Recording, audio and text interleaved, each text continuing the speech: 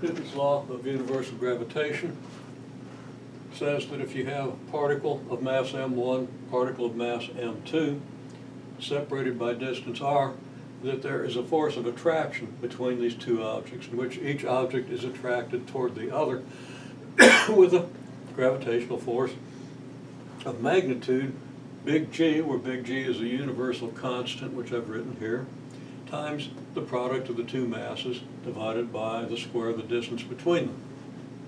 And we ask, well, if you were to double one mass, what effect would that have on the force exerted on the other, or the force exerted on it? Okay, well, if you doubled M2, it would be like bringing another M2 in here. So now you would have two M2s attracting M1, so you'd have twice the force on M1. Similarly, M1 would be acting on the original M2 and the new M2, so it would exert a force that's double the previous. Now, we can work that out with some equations. We could actually work it out using the concept of proportionality, which unfortunately is not a concept people appear to be very adept with, so I'm not going to use it right now. We'll try to address this sometime in the near future because it's really pretty simple, but we won't quote it this time. Okay, so if you take the force with the original M1 and M2, and then let's assume that M2 is the one that you double. So if you double M2, the force is going to be given by this. The first mass times the second mass, which is now 2M2, divided by r squared. Well, if you invert and multiply, or if you just notice that you have g's here, they'll divide out, the m1s will divide out, the m2s will divide out, and the r squareds will divide out. One way or another, you determine very quickly that this ratio is 2. So what happens then? So it means you have twice the force, which just goes along with the intuitive idea. Now what happens if you double the separation? Well, this is an inverse square force, and that should tell you something, but unfortunately it usually isn't the case until we do a little bit of work with it. Okay, so if you double the separation, then you have to replace r by 2r. So the original force would be this.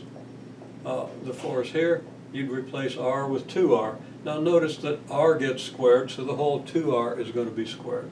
So people wanted to just write down 2 times r squared. And that doesn't double r, does it? Okay? So you want to be careful about that. Okay, well, in this case, everything divides out except the 1 over 4r squared you get when you subtract, when you calculate 1 over the quantity 2r squared. 2r quantity squared is 4r squared, and you're going to have a 1 over r squared here, and that clearly reduces to 1/4. So you get 1/4 of the force. Okay, now what's the meaning of the words reciprocal square? Okay, if you double the radius, you square, then that radius is going to end up being squared, since it's squared in both, since the radius is squared in the expression for Newton's law of universal gravitation. Excuse me. So if you square something that's twice as big as something else, you get something that's 4 times as big. Okay? And then, of course, it's a reciprocal of the squared radius, so it's going to be the inverse of the squared radius. So it's an inverse square. The square of a doubling is a quadrupling. Okay, you get a factor of 4. The reciprocal of that is 1/4. So you get 1/4 the force. Now, an image that goes along with this that I didn't mention in class is simply that it's as though your gravitational pull, or the gravitational effect of one of these masses, is spread over a sphere. And if you double the distance of m2 from m1, you double the radius of the sphere. Radius of the sphere being the distance between the points. So it's like m1 is here, exerting a force on m2. M2 is on the surface of some sphere centered at M1, the sphere of radius r centered at M1. If you double the radius of that sphere, you should understand that you get 4 times the area. So you have 4 times the area, so it's like the gravitational influence of M1, the mass 1, is spread out over 4 times the area, so it only has 1/4 of the effect on M2. That's not a rigorous argument, but it's a way of understanding something about why this force might be an inverse square. Okay, now there's a vector form of this law. Okay, if you have M1 and M2, and F21 is the force exerted on M2 by M1, so it's of course back in the direction of M1 since it's a force of attraction. And R12 is the vector from the position of M1 to M2. Then this force is in the direction opposite that of the R12 vector.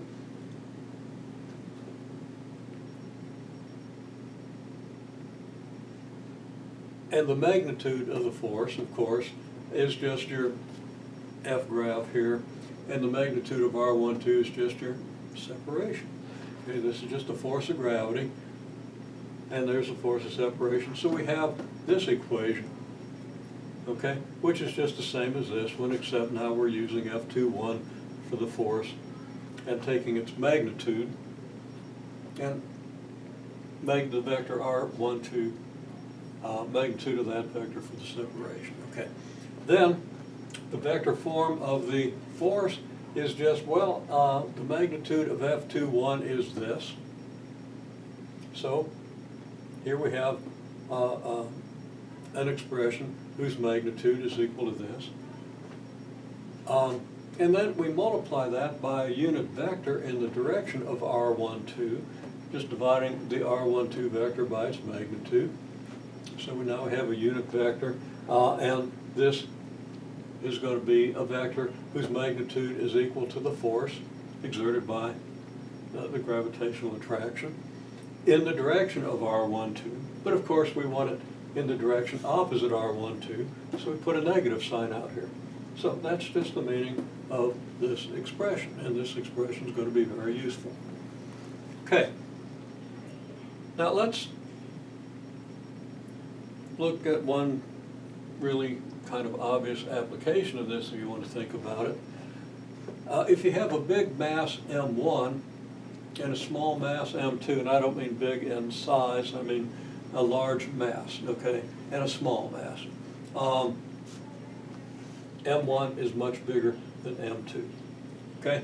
Then if this mass M2 is moving with some velocity, V2, perpendicular to the vector from the position of M2 to M1, which means perpendicular to the force, since the force is in the direction opposite the vector from here to here. Okay? Then, if V2 is, okay, if your velocity V2 is perpendicular to F21, then what can we conclude? Well, a couple of things we can conclude. For a short delta t, for a short time interval, the delta s that you get by multiplying V2 by delta t, just multiply the velocity by delta t, you get some displacement, is going to pretty much be perpendicular to F21. Now the shorter your delta t, the more nearly perpendicular it is. But this means that the work done by this force on this particle is going to be 0, since F21 has no component in the direction of motion. Okay, and remember that the work is the projection of one vector on the other, the projection of your F on delta S times your delta S, or the projection of delta S on F multiplied by F. Okay, so using what we've seen, the work done has to be 0. And the idea is simply, well, this motion, at this instant at least, has no component in the direction of the force, and the force has no component in the direction of motion. So that the one of the projections, whichever vector you're projecting, the projection is going to be 0. Okay.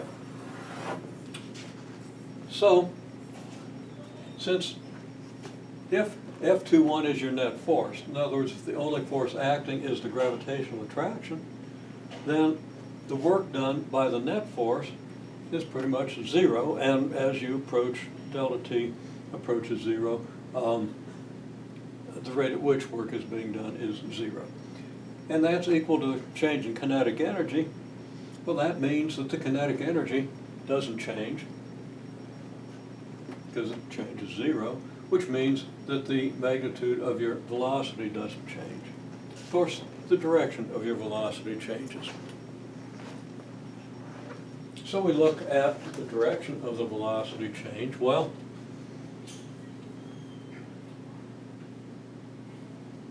again, for short delta t, your impulse, F net delta t, is going to equal your change in momentum. So, a change in mv2, which means that the change in v2 is going to be your impulse divided by your mass, your F net delta t divided by the mass. Well, if v2 is perpendicular to F21, then you're going to have your v2 here, and you're going to have your delta v2 here. That's your F net delta t, and that's your delta v2. So that when you add the v2 and the delta v2, you get a vector in the direction of this purple vector, meaning what? Meaning that your velocity has been changed, okay? And it's changed in a direction that's kind of toward m1, which means ultimately that this path is going to curve like this, okay? So that path curves kind of toward the m1. And ultimately then means that your path, when you do a little bit more work with it, your path is going to be elliptical. And an ellipse, of course, can also be a circle. So we're going to look next at the condition for a circular orbit of a small mass about a larger mass. And of course that applies to anything we put up into orbit, because it's interacting with the mass of the Earth, which is much greater than the mass of anything we're able to put up in orbit. So this model is going to work. So we're going to develop that next.